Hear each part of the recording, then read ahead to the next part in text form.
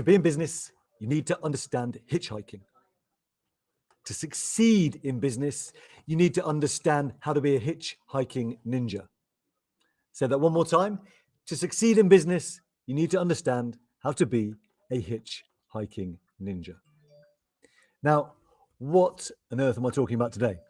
Well, a couple of weeks back, I had some very challenging news that my beloved van, my sole means of transport, it's getting on a bit now. It's done about 174,000 miles, and it needed a lot of welding to get it through its MOT.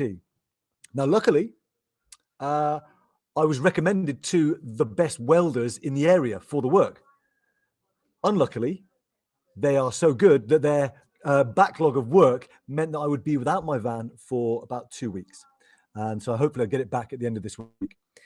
What that meant is I was going to be reliant on public transport for a period of time, which is never something you want to be too reliant on in Cornwall, especially when there are bus driver strikes happening. So there I was one morning, looking at the mist lifting off the fields and looking at my watch and realizing that the bus I was waiting for was 10 minutes late. Checked my phone, and sure enough, there is a bus driver strike happening. So I've got no choice at this point. I dashed back into my house, scratched together a quick sign talking about where I want to go, run back outside and stick my thumb out. Hold my sign up, stick my thumb out. Now, I did a bit of thinking as I was doing this. I was like, well, if I was driving past, what would induce me to stop and pick up a hitchhiker? And I came up with like 4 kind of core principles that needed to be in place. Number one, if I was driving past, I'd need to know that I was going the same direction as the person wanted to go for who was hitchhiking, right? So good, check. My sign covered that off. I'd say, here, I want to go to Penryn/Falmouth, okay?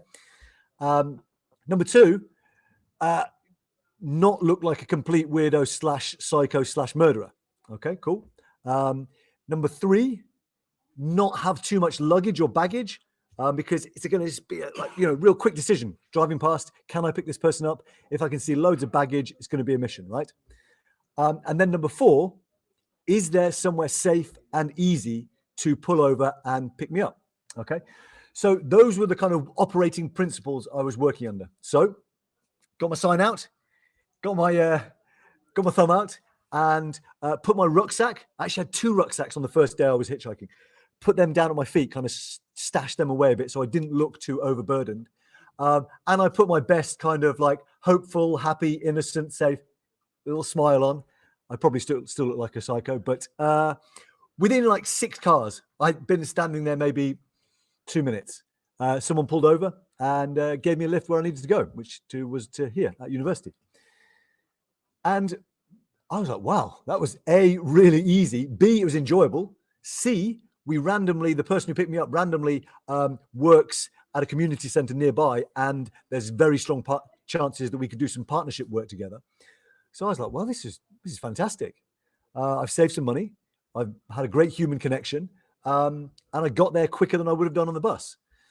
So fast forward to today, and I have now travelled across 3 separate trips, a total of 36 miles, and my total wait time across that whole period has been less than 5 minutes. So I appreciate it's a small data set so far. It's a small sample size, but it's fair to say, based on that small sample size, that I am a bit of a hitchhiking ninja. So the question I got to pondering was, I love a good metaphor, right? What does this hitchhiking like offer as a metaphor for business? And I realized there's a lot in it, right? And so I'm going to lay it out, and it is a metaphor in progress, like a work in progress. So in the comments below, please stick your suggestions, contributions for how this metaphor could be developed/improved.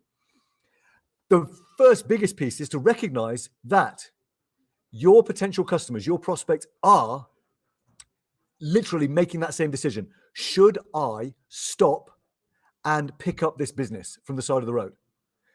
Now, they happen to be using a smartphone vehicle, and their thumb is the accelerator or the brake, right? So what are you doing? How do you get them to stop scrolling and to pay attention to you, to pick you up, right? Well, The first piece is to understand like the internal process that's going on. In a very real way, you probably have about the same amount of time to get your customers to stop scrolling as I had to get my prospective lift to stop and pull over. So I had to understand like what was going on in the minds of my drivers to get them to pull over. And it came down to I needed to collect 4 yeses, right? And we've spoken a bit about them. Right?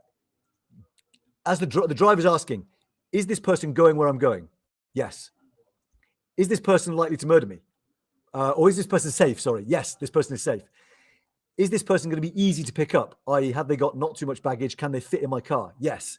Okay. Is there then somewhere safe that I can pull over and pick them up? Okay. Yes, yes, yes, yes.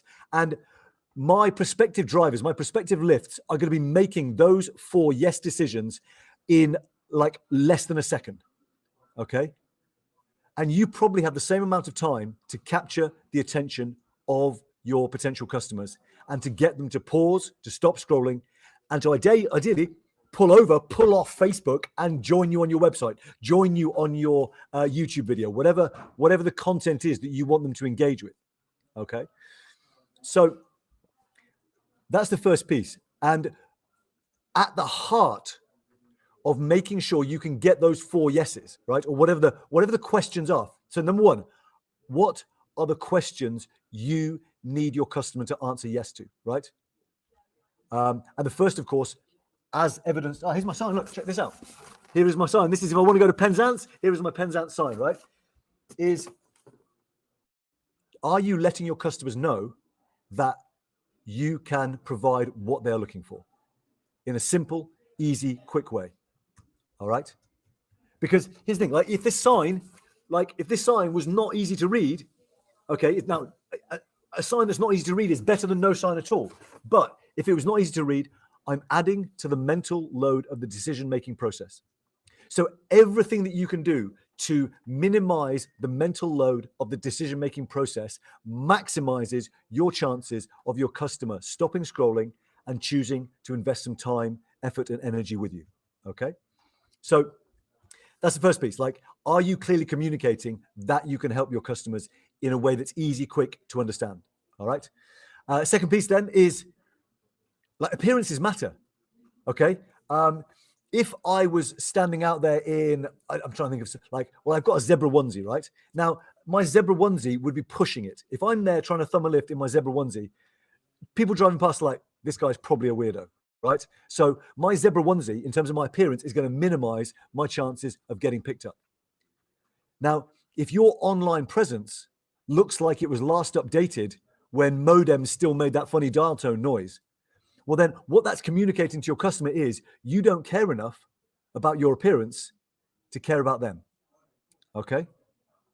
So appearances matter in this, right? Don't look like a weird murderous psychopath in business terms, right? Next piece, don't overburden your customers with decision making, right? We've spoken about this, but literally, like when I first got a lift, I had this rucksack and I had another rucksack, and I stashed them at my feet so I didn't look like I was going to take over their whole car. All right. I made it an easy yes for them to go, okay, yeah, this person can fit in my car.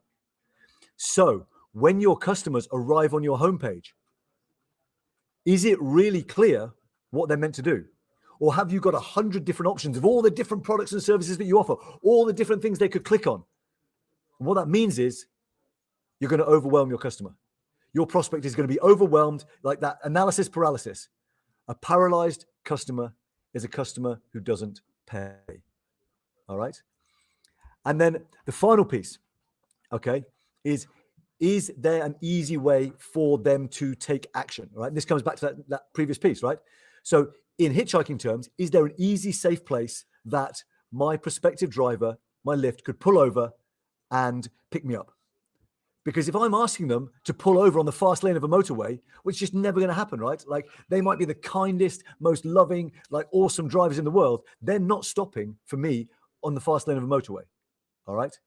However, if there's a nice little like pull in or a bus stop or something, some easy way for them to stop, my chance of getting picked up are dramatically increased. Okay. So equally for your customers, if they have said, like, yep, I can pull over. Like, yes, I can, this person is safe. I'm going where this person wants to go. This person looks like they'll fit in my car. The final piece is, have you made it easy for them to take the first step? Okay. And whether that's clicking on this thing to download this thing, or whether it's, booking in a call, whatever it might be, are you really clear on the action you want them to take?